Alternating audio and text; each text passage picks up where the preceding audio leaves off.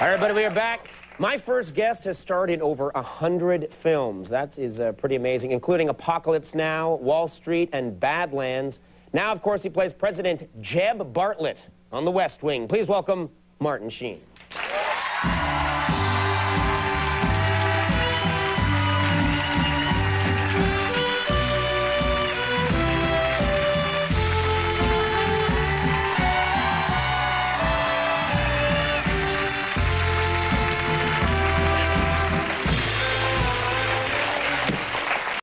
That's my favorite theme. That is the best theme. It's that great. is so great that that is your theme. I love it, yeah. Because it's like the real president is walking into the room. That's how it feels. That's the stature that you have. That's a great theme, yeah, it really is. Happy 10-4. What? Look at the look on his face. The hell was that? 10-4. 10-4. October the 4th. Yes. It's the Feast of St. Francis. Oh, Happy yes, 10-4. of course. All right. Wait. Hey, I got something here for you. Now I'm in trouble with my mom. There you go. Oh, thank you very There you much. go. That's very cool. There you go. And you thought you were the only Catholic at the Emmys. I heard that remark. Yeah, I did actually Wasn't think he I was great the only that one. night? Oh, no, it's got to stop. Thank you. I'm serious. It was a lot of fun. You were terrific.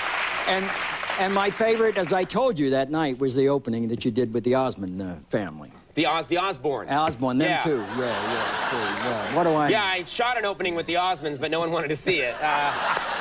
Is that the one with Adam Ant? Yeah, exactly. He was there, too. So, Well, you know, I got to say... Did that guy have a... Was he really driving you? Because I didn't think he would be permitted to have a driver's a lot of license. people have asked me that. Ozzy doesn't drive. I didn't think so. We got on one of those film doesn't trucks. walk either. Yeah, no, he doesn't. He can't. He doesn't have a license for that either. We were on a film truck, and So he was faking it. Yeah, but he was a terrific sport. Very sweet, very funny guy too. That was a terrific opening. Oh well, thank you. You know, I saw you after the Emmys. Yeah. Everyone's walking around, and I see backstage, and this is a true story. I see like this sea of people part. And Martin Sheen, you just come walking right down the middle. Well, I didn't win, so that had a lot to do they with kept it. out of your way. Yeah, I think People so, yeah. really do kind of treat you sometimes like you're the leader of the free world. Do you ever in your mind start to think, because you're a very good actor, you've obviously inhabited that role, do you ever start to think to yourself, I am the leader of the free world? No. I think we got a real problem if I do. You never, you know, get mad, like you're in traffic or something and you're mad and you're like, come on, helivac me out of here, let's go. No, none of that, no. Okay, I don't have that problem. I've heard, I don't know if it's true, that you're bad with names. Is that true? Say again? That you're bad with names. I'm afraid I'm it's Conan, true. by the way. Right, I thought I recognized you. Yeah, okay. Is that true? I'm afraid it's true, and it's getting worse, unfortunately, and they've started to put it in the script now. So whenever I can't remember someone's name, I say, hey. Hey, buddy. Hey. No, I don't even say buddy, because that could be wrong as well, you know. You mean you have trouble with gender, too? There are two... I'm not sure. The two most quoted phrases from The West Wing are hey and I'm saying. Right. And I say hey more than anyone. Do you have trouble? What about, like, in your own family? Do you ever start to just... Because I know in my family, and it's always been the case, my mom, there's a lot of kids in my family, and so if she's mad at me, she'd go, Luke, Neil, Justin... Somebody's going to pay. She would cycle through. Yeah, right, yeah. Is that happening in your family? Well, not really, but my West Wing family, it's happening a lot now, yeah. I know them by character. That's very... So you do think you're the President of the United States? No. Now, I've also heard that on the set of The West Wing, because there's so much jargon to memorize, that you guys now sometimes wear the script. Occasionally we make little notes that remind us of what the line is to come, like you do right here. Oh, that is...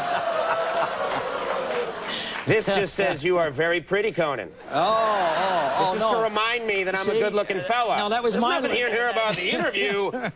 Martin Sheen. That was my line about how pretty you were. See, it's really bad. I screwed up. I'm sorry about that. But actually, I heard that there was an old from The Godfather. The first time I heard someone doing that was on the set of The Godfather. Marlon Brando had cue cards for the different lines everywhere. Yeah. And I was talking to Robert Duvall once. He said, true story, that they would just had like, you know, literally on everything. People would walk in with his next line on their face. Yeah, sometimes it's they would just shoot around. He did the same thing in Apocalypse Now, and I was delighted to be his prompter. Right. So you would wear the lines on you. He would paste them on me occasionally. Yeah, he would. Just glue them to your face. He says, come a little close, I can't see, you know what I'm saying? No, he was great. I adored him and had great fun with him. You have a great reputation. You know, there's a lot of people who get to your place, to get to the place that you're at in your career, and they just want to get in and do the work and go. Everybody says the same thing, that you are like, you've been called, it's a quote, happy leprechaun, that on the set, you're a very happy guy, you entertain extras, everybody, you like to sing. Is that true? Well, not in public, no. But just for the crew? And well, I sing occasionally for a crowd of extras to make sure they don't leave. On the other hand, it's usually what drives them away. Usually what gets them to go. They're like, I am out of here. Yeah. That's a good way to be, though. You really, you enjoy the work still. I have the greatest time of my life. I'm happy as Larry. And I enjoy the work, and I enjoy the people, and I frankly couldn't be happier. Now, talking about happy things, your son Charlie got married recently? Still married. See, he married a Catholic. What's it? It's been 3 months, and you're like, oh, yeah, still. I hope you're not calling him up like, it's still going good, huh? I'm so embarrassed, I just had to think of who he married.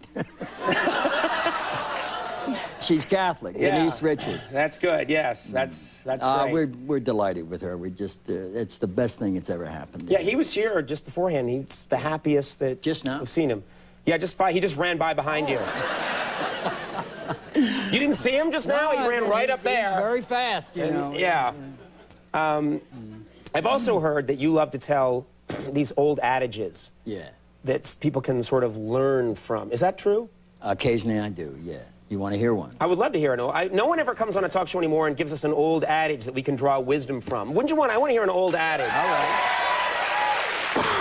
That's what I want.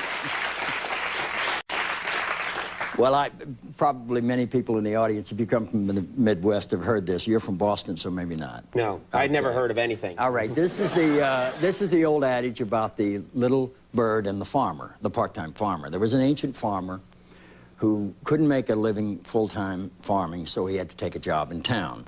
So every morning he would go out early. And one morning, he's driving down to the end of his driveway, and just before he gets to the main road, he looks to the side, and there's a little bird, injured, flopping around on the side of the bird, and he thinks, oh, my, I can't do anything to help that poor devil. If I stop to help him, I could be late for work, lose my job, and then we're both out of luck. What to do? He's thinking. He looks on the other side of the road, and there's a big, fresh, steaming pile of cow dung. And he thinks, all my problems are solved. I'll just put the little bird in the cow dung.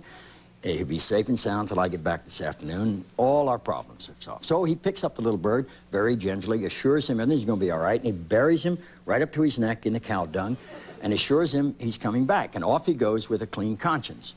And the little bird is just happy as Larry, can't stop singing.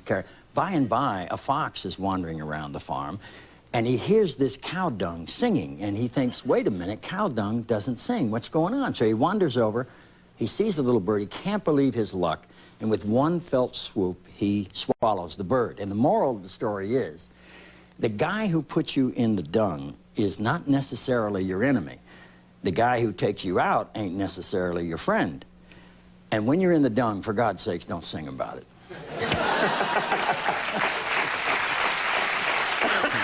Had you never heard that before? I didn't hear that one. Old one. Yeah. That's a good one.